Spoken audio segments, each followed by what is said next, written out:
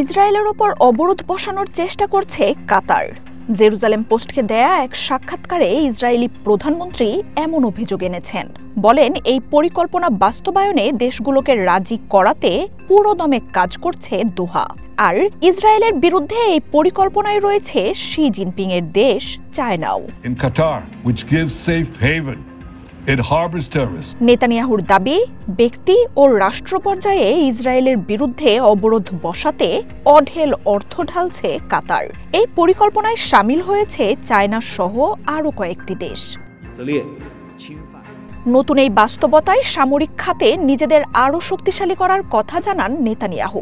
বলেন, অন্য দেশ সমরাস্ত্র না দিলে অস্ত্র, গোলাবারুদ উৎপাদনে ইসরায়েলকেই স্বয়ংসম্পূর্ণ করা হবে, আর এর মাধ্যমে অবরোধ অকার্যকর হয়ে যাবে। ইসরায়েল যে বিশ্ব থেকে বিচ্ছিন্ন হয়ে পড়েছে, প্রথমবারের মতো সেটাও স্বীকার করলেন নেতানিয়াহু। বিশেষ করে পশ্চিম ইউরোপের দেশগুলোর ইসরায়েলকে প্রত্যাখ্যানের কথা তুলে ধরেন তিনি। Or you bring them to justice, because if you don't, we will.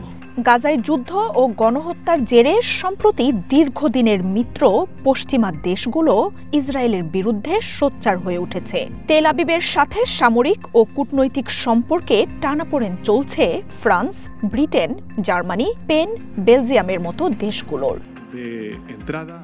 তবে সবচেয়ে বড় মিত্র আমেরিকার সাথে থাকাকে বড় শক্তি বলে জানান নেতানিয়াহু। বাকি সব চ্যালেঞ্জও দ্রুত মোকাবিলা করার ঘোষণা দেন তিনি। তবে বিশ্ব থেকে আলাদা হয়ে যাওয়ায় নতুন অর্থনৈতিক বাস্তবতার জন্য ইসরায়েলবাসীকে প্রস্তুত থাকার আহ্বান জানান নেতানিয়াহু।